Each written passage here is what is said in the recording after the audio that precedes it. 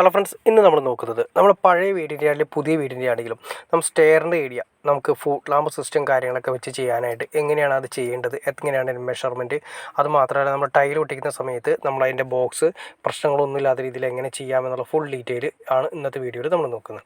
ആദ്യമേ തന്നെ നമ്മൾ നോക്കുക, നിങ്ങൾ സ്റ്റെയർ ചെയ്തിരിക്കുന്നത് കാണാൻ സാധിക്കും. സ്റ്റെയറിനെ നമ്മൾ മൂന്നായിട്ട് ഡിവൈഡ് ചെയ്തു.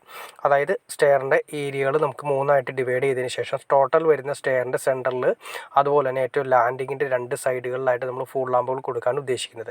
പിന്നെ ഏറ്റവും ടോപ്പിലായിട്ട് ഏറ്റവും എൻ്റെ അവസാനിക്കുന്ന മുകളിലായിട്ട് അങ്ങനെ വരുന്നതെന്ന് വെച്ചിട്ടുണ്ടെങ്കിൽ ഏറ്റവും മുകളിൽ ഒരെണ്ണം, പിന്നെ സ്റ്റെയറിൻ്റെ ലാൻഡിങ് രണ്ടെണ്ണം, പിന്നെ സ്റ്റെയറിൻ്റെ താഴെ മെയിൻ സ്റ്റെയറിൻ്റെ താഴെ ഏറ്റവും ഒരെണ്ണം, പിന്നെ സെൻറ്ററിൽ ഒരെണ്ണം. അങ്ങനെ ടോട്ടൽ നമ്മൾ 5 എണ്ണമാണ് കൊടുക്കാൻ ഉദ്ദേശിച്ചിരിക്കുന്നത്. കണ്ടോ, 1 2, പിന്നെ വരുന്നത് 3, പിന്നെ വരുന്നത് 4, എൻ്റെ നേരെ ഓപ്പോസിറ്റ് വരുന്നത് 4 1, പിന്നെ ഒരെണ്ണം വരുന്നത് 5. അങ്ങനെ 5 എണ്ണമാണ് നമ്മൾ ഫുൾ ലാമ്പുകൾ കൊടുക്കാൻ ഉദ്ദേശിക്കുന്നത്. അത് ഡിം ലൈറ്റ്സ് ആണ് ഉദ്ദേശിക്കുന്നത്. താഴെ നമ്മൾ ചെറിയൊരു ലൈറ്റ് കൊടുക്കുന്ന രീതിയിൽ സ്റ്റെയറിൽ ഒരു ലൈറ്റ് വരാവുന്ന രീതിയിലാണ് കൊടുത്തിരിക്കുന്നത്. അത് നമ്മൾ 2 വേ കൺട്രോളിങ്ങിൽ കൊടുക്കുന്നതാണ് ഏറ്റവും ബെറ്റർ. സ്റ്റെയറിൽ മെയിനായിട്ട് ഒരു 2 വേ കൺട്രോളിങ് ഉണ്ടാവും, മുകളിൽ നിന്നും താഴെ നിന്നും ഓപ്പറേറ്റ് ചെയ്യുന്ന. അത് കൂടാതെ നമ്മുടെ ഫുഡ് ലാമ്പ് 2 വേയിൽ കൊടുത്തു. അതിന് വേണ്ടിയിട്ട് നമ്മുടെ മെഷർമെൻറ്റ് കാര്യങ്ങളെന്ന് നമുക്ക് ആദ്യമേ തന്നെ നോക്കുക. ആദ്യമേ തന്നെ നോക്കുക എന്ന് വെച്ചിട്ടുണ്ടെങ്കിൽ 2 വേയുടെ കണക്ഷൻ നോക്കുക. അതിന് വേണ്ടിയിട്ട് നമ്മളൊരു 4 മോഡ്യൂളിൻ്റെ ബോക്സാണ് കൊടുത്തത്.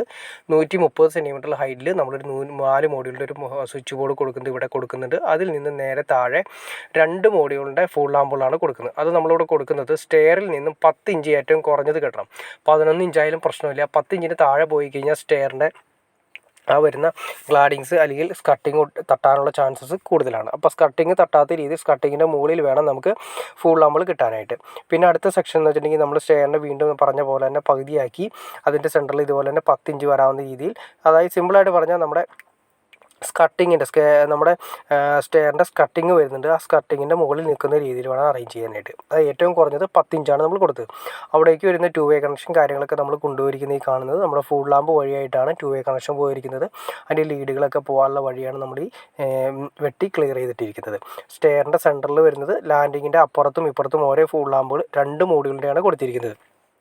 പിന്നെ അതിൻ്റെ ശ്രദ്ധിക്കേണ്ട കാര്യം, സ്റ്റെയറിൽ നമ്മൾ കൊടുത്തിരിക്കുന്ന ലൈറ്റ്സ് നേരെ 210 സെൻറ്റിമീറ്റർ ഹൈറ്റിലാണ് ഇവിടെ കൊടുത്തിരിക്കുന്നത്. ഐലൻഡിൻ്റെ താഴെ നിൽക്കാവുന്ന രീതിയിൽ 210 സെൻറ്റിമീറ്റർ അപ്പുറത്തും ഇപ്പുറത്തും, അതായത് 2 വേ കൺട്രോളിംഗ് ആണ് കൊടുത്തിരിക്കുന്നത്.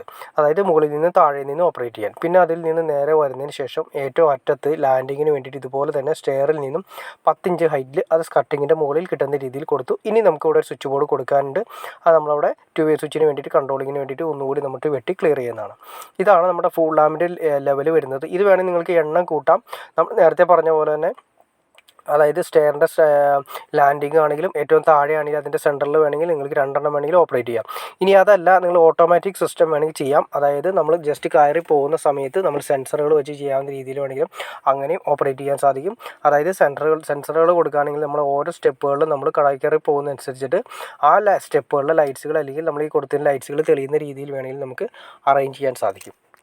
അപ്പോൾ നിങ്ങൾക്ക് ഏകദേശം സ്റ്റെയറിൽ എങ്ങനെയാണ് കൊടുക്കേണ്ടത്, അതിൻ്റെ മെഷർമെൻറ്റ് എങ്ങനെയാണ്, അതായത് എത്ര ഇഞ്ചിന് നമ്മൾ കൊടുക്കണമെന്ന്, സ്കട്ടിങ്ങിൻ്റെ മുകളിൽ കാര്യങ്ങളൊക്കെ കൊടുക്കണം എന്ന് ഏകദേശം ഒരു ഐഡിയ കിട്ടിക്കാണെന്ന് ഞാൻ വിചാരിക്കുന്നു. ഇനി എന്തെങ്കിലും ഡൗട്ട്സോ കാര്യങ്ങളോ ഉണ്ടെങ്കിൽ തീർച്ചയായിട്ടും കമൻറ്റ് ചെയ്യാൻ മടിക്കരുത്. അതുപോലെ ഷെയർ ചെയ്യാനും മടിക്കരുത്, സബ്സ്ക്രൈബ് ചെയ്യാനും മടിക്കരുത്. തീർച്ചയായിട്ടും ലൈക്ക് ചെയ്തേക്കുക. ഓക്കെ ഫ്രണ്ട്സ്, അടുത്ത വീഡിയോയിൽ കാണുന്നവരെ ഓക്കെ.